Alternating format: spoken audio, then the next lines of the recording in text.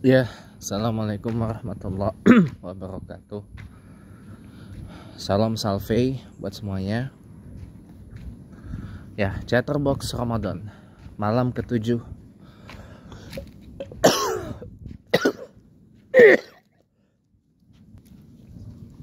Malam ke-7 bulan Ramadan 1446 Hijriah. Tepat seminggu ya kita telah berpuasa di bulan Ramadan. Ya. Hari ini kita bahas tentang naturnya orang Islam dalam berekonomi itu bagaimana sih menurut pandangan saya yang subjektif ini maupun secara objektif. Kawan semua yang saya hormati, para pemirsa channel YouTube saya yang baik,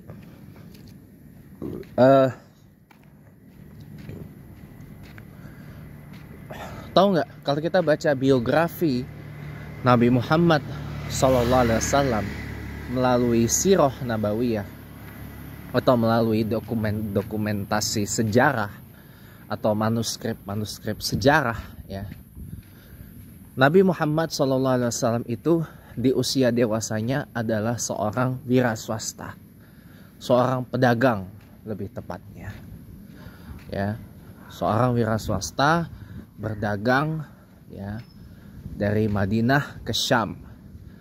Itu tak lama setelah ibunya meninggal dunia dan dibasuh oleh pamannya tak lama setelah kakeknya meninggal dunia, Abdul Muthalib meninggal dan diasuh oleh pamannya Abu Thalib, diajak berdagang ke negeri Syam ya, atau Levant itu. Nah, teman-teman semuanya, Nabi Muhammad SAW aja itu adalah seorang entrepreneur, seorang wira swasta, seorang wira usaha, ya kan? Bahkan Khalifah Abu Bakar As-Siddiq rahimahullah alaih, radhiyallahu an, ya.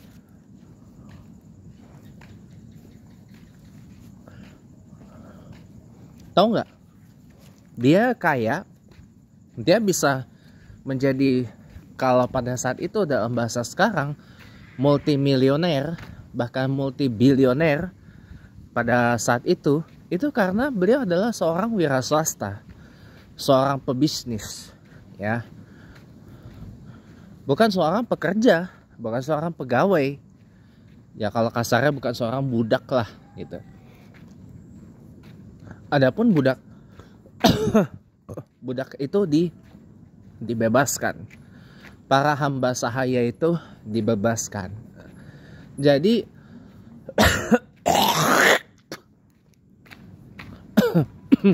bukan naturnya umat Islam kalau bekerja jadi pegawai ya, jadi budak korporat, itu bukan naturnya umat Nabi Muhammad SAW gitu loh.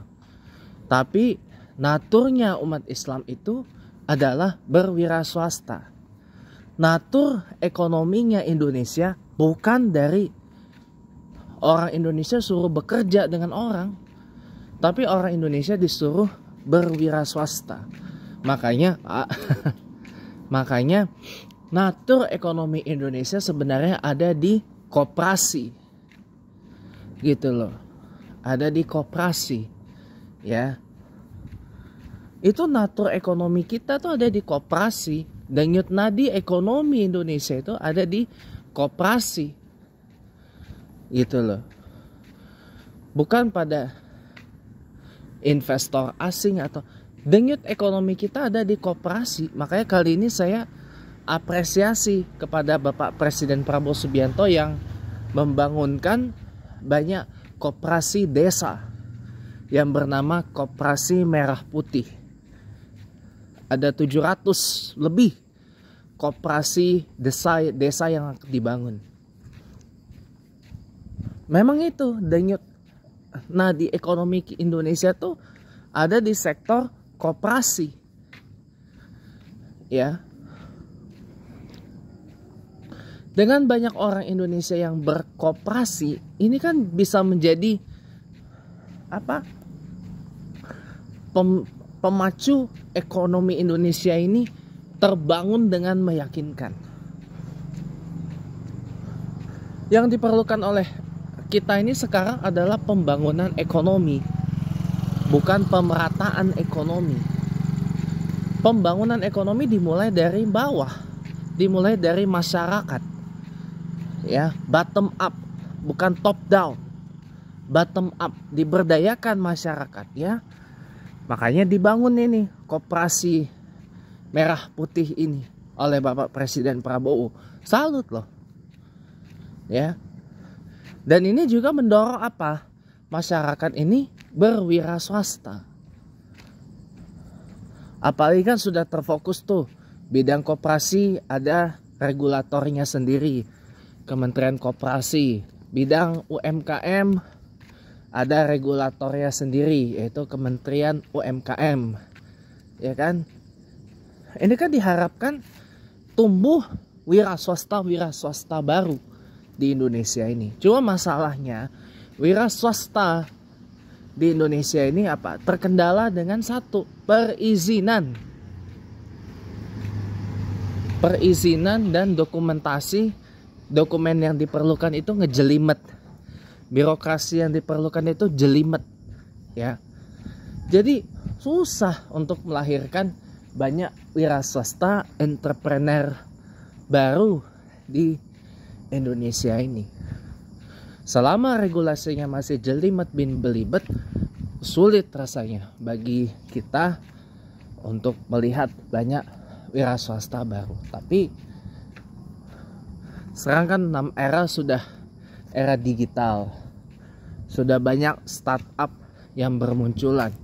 Bahkan Indonesia ini termasuk negara yang banyak startupnya atau banyak perusahaan rintisannya. Walaupun tidak semua bertahan, tapi seenggaknya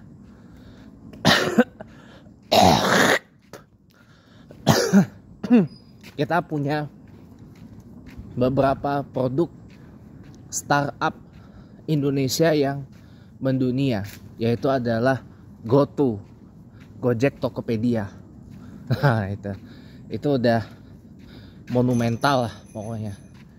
Nah, itu denyut nadi ekonomi kita tuh di situ, ya. Di apa? Orang menjadi wira swasta, orang jadi entrepreneur, bukan orang suruh kerja sama orang, gitu loh, ya. Itu juga naturnya umat Islam, umatnya Rasulullah begitu. Umatnya Rasulullah itu naturnya adalah berdagang, berwira swasta. Jadi kalau saya tadi di label sama ayah tiri saya, kalau orang tipe saya ini kayak nggak bisa kerja sama orang, ya maunya semaunya sendiri gitu ya. Padahal siapa bilang. Terus juga di rumah saya katanya nggak bisa kerja, banyak atau apa-apa lah. Pertanyaannya apa harus semua saya tahu gitu kan? Emang dikata saya nggak beberapa anuin rumah. Itu WC di kamar mandi, klosetnya yang kotor itu saya loh yang bersihin, bukan mama saya. Itu saya yang bersihin kloset di kamar mandi. Yang kotor itu saya yang bersihin loh. Tapi apa saya berharap ucapan terima kasih? Enggak. Ya, cukup saya sama Allah aja yang tahu. Ya, saya disaksikan Allah itu bersihin kloset WC di kamar mandi yang kotornya udah nggak karuan itu saya loh yang bersihin pakai upaya saya sendiri gitu. Ya begitu kawan. Jadi salah kalau melabel saya nggak bisa kerja sama orang. Siapa bilang? Ya dia dulu lah, buktinya saya udah lamar kerja kemana-mana belum cocok kan, belum kelihatan hilalnya kan. Gitu ya, tandanya memang saya harus sabar, atau paling enggak ya saya kalau dapat uang dari hasil jual rumah saya yang di Mampang Perapatan itu langsung saya putar jadi bisnis, langsung saya putar jadi usaha gitu. Kenapa? Mencontoh Nabi Muhammad Sallallahu Alaihi Wasallam, yaitu apa? Berwirausaha. Cocok. Aduh. Astagfirullah. Maaf bentar ya. Bentar guys. Ya alhamdulillah. Oke teman-teman, lanjut lagi. Tadi jatuh. Tadi jatuh. Nih. Ya, ada yang jatuh tadi. Ya, jadi cocoknya apa pekerjaan kalau orang sudah pensiun bekerja? Ya jadi wirausaha. Ya jadi wira swasta. Uang gaji, uang pensiun, uang apanya segala macam ya diputar jadi bisnis dong. Pak, saya nggak tahu Pak bagaimana caranya berwirausaha. Pak, saya nggak tahu Pak bagaimana cara memulai usaha saya. Ya timba ilmunya dong. Timba ilmu berwirausaha dari berbagai sumber. Ya ikut webinarnya kek, datang ke seminarnya kek, gitu. Mau yang gratis atau yang berbayar, datengin aja. Kalau ada webinar atau seminar tentang kewirausahaan itu, ya datang aja. Mau yang gratis atau yang berbayar, datang aja. Timba ilmunya dari para pelaku wirausaha itu.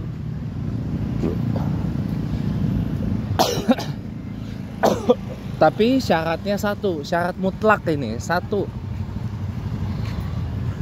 Modal aja nggak cukup.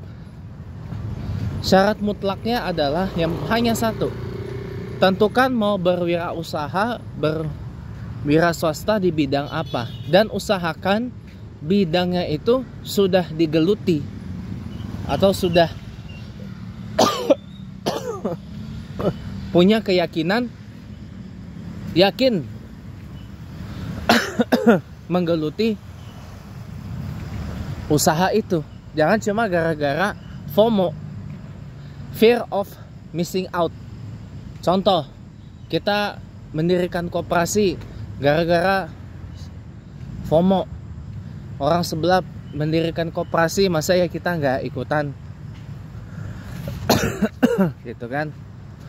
Atau contoh yang lebih ekstrim lagi, ya, bisnis waralaba atau franchise, ya.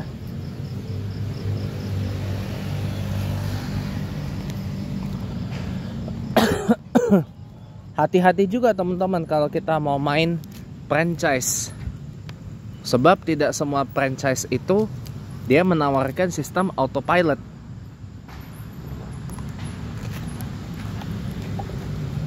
Kalau sistem franchise-nya adalah sistemnya autopilot, tenang kita. Tapi kalau franchise-nya tidak autopilot, nah ini yang kita repot, teman-teman. Ini yang kita repot. Ya, kalau kita nggak punya expertise, kita nggak punya dasarnya, kita nggak punya basicnya, ini repot teman-teman. Jangan hanya gara-gara terjun ke bisnis kuliner, bisnis fashion, cuma gara-gara ikut-ikutan. Jangan ya teman-teman, please jangan, hindari itu. Jangan, saya katakan jangan, rugi sendiri nanti, rugi sendiri, ya. Rugi sendiri, ya. Jadi harus punya basic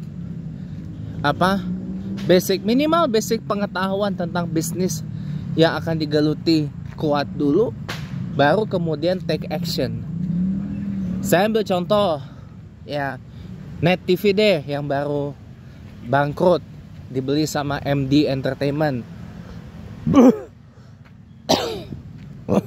Berubah nama jadi MDTV sekarang. Kenapa? Karena TV yang tadinya Spacetoon itu, TV anak Spacetoon itu dibeli sama Indika dan nunjuk Pak Wisnu Tama sebagai CEO-nya pada waktu itu. Dan baru resign, baru keluar dari Transmedia. Ya Pak Khairul Tanjung, ya kan? Nah, dari yang tadinya TV anak-anak dirubah jadi TV biasa, TV hiburan umum, yang konon katanya berbeda dari yang lain. Nyatanya apa? Niat mau tampil beda dengan yang lain, tapi taunya apa? Ikut-ikutan. Tayangan yang gak jauh beda dengan TV yang udah ada. Bahkan itu resemble mau jadi RCTI tahun 90 2000-an sebagai benchmark, tapi ternyata gagal. Ya kan? Tapi ternyata gagal. Ya kan? Akibatnya apa? Makin lama keuangannya makin merosot dan akhirnya goodbye my love. Gitu loh. Ya. Itu karena ikut-ikutan. Karena dia nggak tampil beda. Contoh di angkatan yang sama, TV baru, Raja Wali TV, RTV. Awalnya juga sama, mau jadi kayak TV yang udah ada, tapi kan taunya malah berubah jadi TV anak-anak. Kompas TV juga sama, awalnya jadi mau niat kayak TV lain, tapi taunya kan lama-lama sadar bahwa brand Kompas itu identiknya dengan berita, ya jadinya dirubahlah Kompas TV itu menjadi TV berita. Ya kan? Iya.